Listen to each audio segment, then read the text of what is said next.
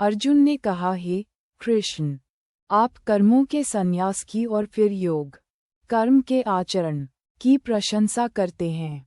इन दोनों में एक जो निश्चय पूर्वक श्रेयस्कर है, उसको मेरे लिए कहिए। श्री भगवान ने कहा, कर्म संन्यास और कर्मयोग ये दोनों ही परम कल्याणकारक हैं, परंतु उन दोनों में कर्म संन्यास से कर्मयोग श्रेष्ठ है।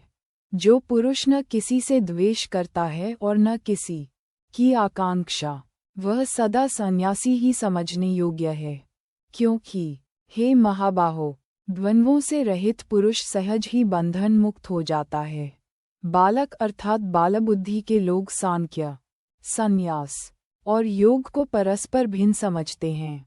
किसी एक में भी सम्यक प्रकार से स्थित हुआ पुरुष दोनों के फल को प्राप्त कर लेता है।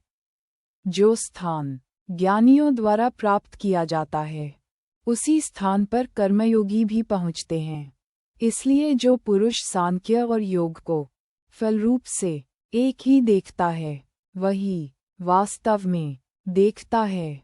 परंतु, हे महाबाहो, योग के बिना संन्यास प्राप्त होना कठिन है।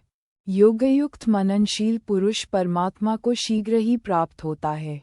जो पुरुष योगयुक्त विशुद्ध अंतकरण वाला, शरीर को वश में किए हुए, जितेंद्रिय तथा भूतमात्र में स्थित आत्मा के साथ एकत्व अनुभव किए हुए है, वह कर्म करते हुए भी उनसे लिप्त नहीं होता। तत्वविद युक्त पुरुष ये सोचेगा, अर्थात जानता है कि मैं किंचित मात्र कर्म नहीं करता हूँ। देखता हुआ, सुनता हुआ, स्पर्श करता हुआ, सूंघता हुआ, खाता हुआ, चलता हुआ, सोता हुआ, श्वास लेता हुआ, बोलता हुआ, त्यागता हुआ, ग्रहण करता हुआ तथा आँखों को खोलता और बंद करता हुआ, वह निश्चयात्मक रूप से जानता है कि सब इंद्रियां अपने अपने विषयों में विचरण कर रही हैं। जो पुरुष सब कर्म ब्रह्म में अर्पण करके और आसक्ति को त्याग कर करता है, वह पुरुष कमल के पत्ते के सदृश पाप से लिप्त नहीं होता। योगीजन शरीर, मन, बुद्धि और इंद्रियों द्वारा आसक्ति को त्याग कर आत्मशुद्धि, चित्तशुद्धि के लिए कर्म करते हैं। युक्त पुरुष कर्मफल का त्याग करके परम शांति को प्राप्त होता है, और अयुक्त पुरुष फल में आसक्त हुआ कामना के द्वारा बंधता है। सब कर्मों का मन से संन्यास करके संयमी पुरुष नवद्वार वाली शरीर रूप नगरी में सुख से रहता हुआ न कर्म करता है और न करवाता है। लोकमात्र के लिए प्रभु ईश्वर न कर्तृत्व, न कर्म और न कर्मफल के संयोग को रचता है, परंतु प्रकृति सब कुछ करती है। विभु परमात्मा न किसी के पाप कर्म को और न पुण्य कर्म को ही ग्रहण करता है, किंतु अज्ञान से ज्ञान ढका हुआ है। इससे सब जीव मोहित होते हैं, परंतु जिनका वह अज्ञान आत्मज्ञान से नष्ट हो जाता है, उनके लिए वह ज्ञान सूर्य के सदृश परमात्मा को प्रकाशित करता है। जिनकी बुद्धि उस परमात्मा में स्थित है, जिनका मन तद्रूप हुआ है, उसमें ही जिनकी निष्ठा है, वह ब्रह्म ही जिनका परम लक्ष्य है। ज्ञान के द्वारा पापरहित पुरुष अपुनरावृत्ति को प्राप्त होते हैं, अर्थात उनका पुनर्जन्म नहीं होता है। ऐसे वे ज्ञानीजन विद्या और विनय से संपन्न ब्राह्मण तथा गाय, हाथी, श्वान और चांडाल में भी सम तत्व को देखते हैं। जिनका मन समत्व भाव में स्थित है, उनके द्वारा यहीं पर यह सर्ग जीत लिया जाता है। क्योंकि ब्रह्म निर्दोष और सम है, इसलिए वे ब्रह्म में ही स्थित हैं।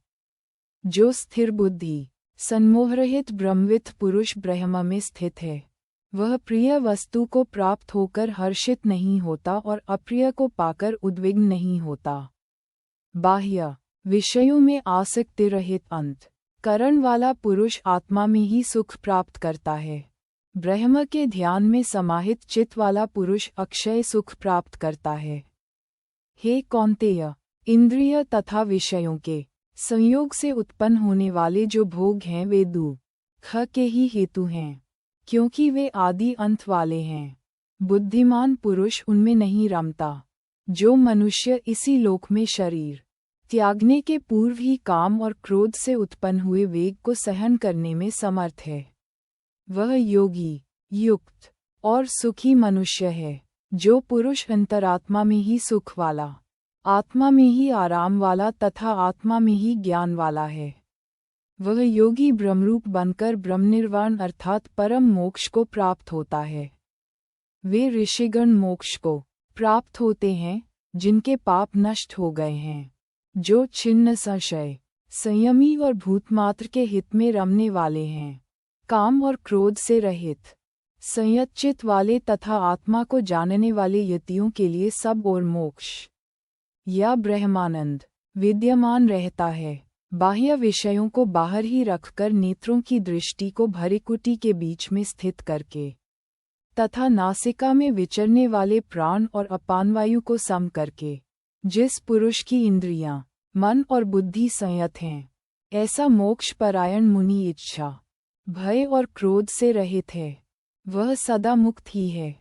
साधक भक्त मुझे यज्ञ और तपों का भोक्ता और संपूर्ण लोकों का महान ईश्वर तथा भूतमात्र का सुहृद मित्र जानकर शांति को प्राप्त होता है।